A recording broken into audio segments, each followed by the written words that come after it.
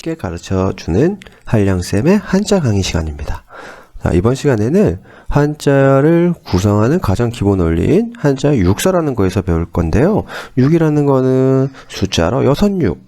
몇 개가 있을까요? 6개가 있겠죠. 그래서 육서라는 명칭으로 사용을 합니다. 물론 이거를 공부할 때는 전체를 다 암기를 하고 파악을 하는 것도 중요하겠지만 그 중에서 핵심되는 단어들을 머릿속에 넣어서 한자는 이렇게 만들어졌어. 이렇게 만들어졌기 때문에 어떤 뜻으로 쓰일 거야? 어떤 의미로 나올 거야?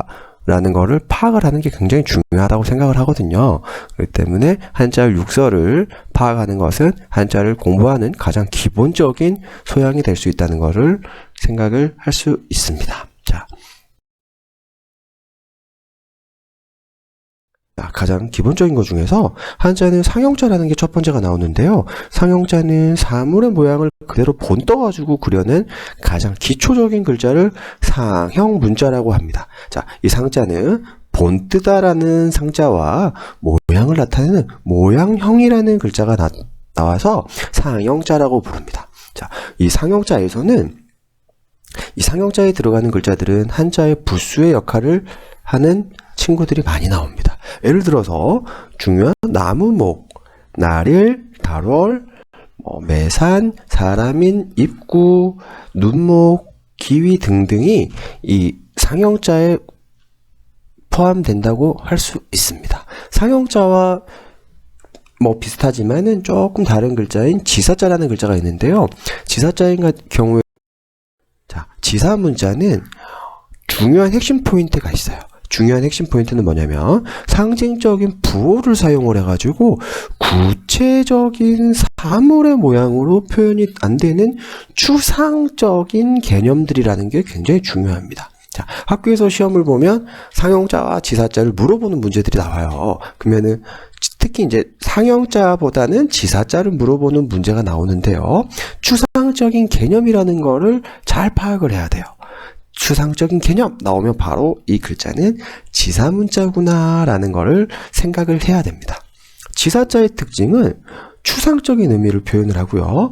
굵고 고든 선이나 점 등으로 표시를 하고 상형자와 함께 글자의 모양을 더 이상은 쪼개어 볼 수는 없습니다. 자, 이 지사자에 포함된 글자들은 숫자인 1부터 9까지 그리고 위를 나타내는 윗상, 가운데를 나타내는 가운데중, 아래를 나타내는 아래하가 있고요.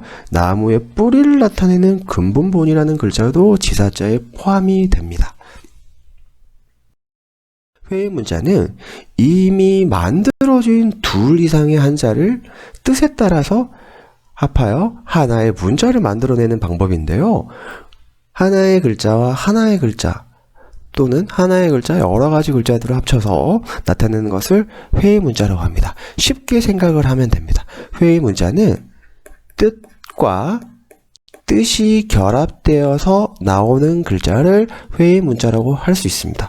예를 들면은 밭전자와 힘력자가 합쳐져서 밭에서 힘을 쓰는 사람은 사내가 됐을 거야. 남자일 거야. 그래서 산에 남자라는 글자가 나왔고요. 해와 달은 어떻죠? 해와 달은 어둡나요? 밝나요? 해와 달은 밝죠. 그래서 두 가지 글자가 합쳐져서 해와 달은 밝을 거야. 그래서 밝을 명이라는 글자가 만들어집니다. 나무 목자가 두 개가 합쳐져 나무는 숲을 이루었어. 그래서 숲을 림자라는 글자를 만들어지게 됩니다. 하나를 더 알아보면은 사람이네에 말씀 원자가 들어가는 글자는 사람의 말은 어때야 되죠? 사람의 말은 믿어야죠. 그래서 사람의 말은 믿자. 그래서 믿을 신이라는 글자가 나오게 되는 겁니다. 하나 더 알아보면 문문자에 해가 들어가서 문문자에 해가 들어갔습니다. 문 사이에 해가 비추었다. 그래서 사이간이라는 글자가 만들어지는 거예요. 자, 다음은 형성문자인데요. 형성문자는 말 그대로 형성, 자, 모양을 나타내는 부분과 소리를 나타내는 부분이 합쳐진 문자인데요. 한쪽이 음을 나타내고 다른 한쪽이 뜻을 나타내는 것을 형성 문자라고 합니다. 한자 중에서는 형성 문자가 가장 많이 있는데요. 한 80% 이상 정도가 형성 문자에 해당된다고 생각하면 될 것 같습니다. 자, 형성 문자는 아까 앞에서 봤던 회의 문자는 뜻 더하기 뜻이고 형성 문자는 뜻 더하기 음이에요. 한자를 빨리 외울 수 있는 방법은 글자를 전체적으로 봤을 때 글자를 나눠봅니다. 나눠보면 어떤 부분은 뜻을 나타내고 어떤 부분은 음을 나타내는 글자가 나옵니다. 이 음을 파악하는 게 글자를 쉽게 외우고 접근할 수 있는 지름길이라고 생각을 합니다. 자, 첫 번째 예시를 들어보면 힘쓸 면이라는 글자에서 음을 나타내는 면할 면자와 뜻을 나타내는 힘력자가 들어갑니다. 그래서 음에서 면이라는 음이 오고 힘에서 힘쓰다라는 뜻이 나오게 되는 거예요. 다음은 물을 문자인데요. 문문이라는 글자와 입구라는 뜻. 입에서는 뭔가를 물어볼 거야 할 때 묻는다는 뜻이 나오고 문문에서 음인 문이 나오는 겁니다. 자, 다음 글자는 코타자인데요. 초두라는 뜻과 변화하다라는 음을 갖고 와서 꽃은 변하면 풀이 변하면 꽃이 될 거야. 그래서 꽃화자라는 글자가 나왔고요. 바다의 자는 물이라는 뜻에서 매양매라는 글자가 나와서 매양매자에서 해자라는 글자로 음이 바뀝니다. 자, 비슷한 음을 가진 한자는 비슷하게 바뀔 수 있습니다. 예를 들어서 기라는 글자는 이라는 글자로 바뀔 수가 있고요. 가라는 글자는 아라는 글자가 될 수 있고 하라는 글자가 될 수도 있어요. 자, 다음을 보면 집주라는 글자예요. 자, 집을 뜻하는 집면자가 들어가고요. 말미암을 유자라는 글자에서 유가 주라는 소리와 비슷하기 때문에 집주라고 부를 수 있는 겁니다.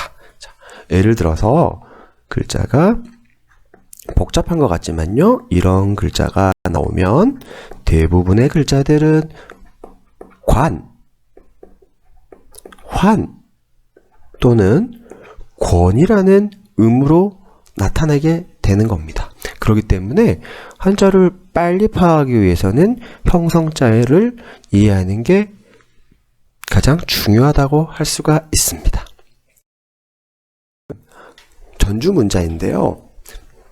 이미 만들어져 있는 글자의 뜻에서 다른 비슷한 뜻으로 확대를 해서 사용하는 것을 전주자라고 합니다. 쉽게 이야기를 하면 하나의 글자에 두 가지 음 또는 세 가지 음이 되면서 뜻이 조금씩 바뀌어가는 거예요. 예를 들어서 나쁠 악자가 나오면 나빠. 나는 나쁜 사람이기 때문에 너를 미워할 거야 하는 미워할 오자라는 음도 나오게 됩니다. 자, 그 다음에 즐거울 악자라는 글자가 있는데요. 노래라는 뜻을 갖고 있는 노래 악자도 있고요. 좋아하다라는 뜻을 갖고 있는 좋아할 요자가 나와요. 노래를 부르니까 즐겁죠. 즐거우니까 서로 좋아하다라는 뜻을 갖고 있는 한자가 나오게 됩니다. 다른 한자를 예를 하나 들어볼게요. 말씀설이라는 글자가 있습니다. 말씀설인데요. 말씀설. 자, 말을 해서 사람을 달래줄 거야. 그때 사람을 달래다 할 때 달랠새라는 글자가 나오고요. 그 다음에 사람을 달래주니까 그 사람들을 기쁘게 해줄 거야 나오는 기쁠 열자라는 글자로 나올 수 있습니다. 다음은 가차 문자인데요. 가짜는 빌리다 라는 뜻을 갖고 있는 빌릴 가짜와 빌릴 차자라는 글자를 갖고 있어요. 자, 뭔가를 빌려오겠죠. 글자의 뜻과는 상관이 없어요. 뜻과는 상관이 없는데 음이 같거나 비슷한 글자를 빌려다가 쓰는 것을 가차 문자라고 합니다. 자, 비슷한 음을 빌려 쓰는 거. 의성어나 의태어 또는 불교에서 많이 썼던 불가 용어 또는 외국어 표기에 많이 쓰이는 거예요. 우리가 흔히 알고 있는 프랑스.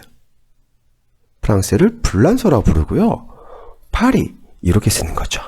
그 다음에 남아라고 부르는 노마.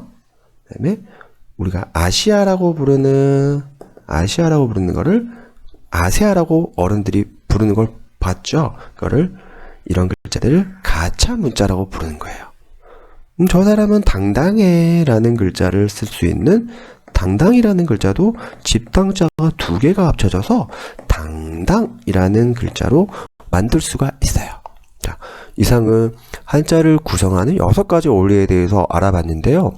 가장 중요한 거는 6가지의 원리의 뜻을 아는 게 중요하고, 그 다음에는 6가지에 각각에 포함된 글자들은 어떤 글자들이 육서에 어떤 방법으로 쓰였을 거를 파악하는 게 가장 중요한데, 가장 중요한 거는 회의자와 형성자를 파악하는 게 가장 중요하다고 생각을 합니다. 특히 한자는 비슷한 음가로 많이 나오기 때문에 글자를 딱 봤을 때 이 글자는 이런 음으로 나왔을 거야 라는 거를 파악을 하고 부수를 공부해서 나머지 뜻부분을 유추해내는 능력을 기르는 게 한자를 공부하는 가장 큰 지름길이라고 생각을 합니다. 자, 한자는 외우기 어려운 게 아닙니다. 절대 어렵지 않고요. 쉽게 외울 수 있는 방법을 선생님이 계속 알려드릴게요. 그러니까 좋아요와 구독 부탁드릴게요.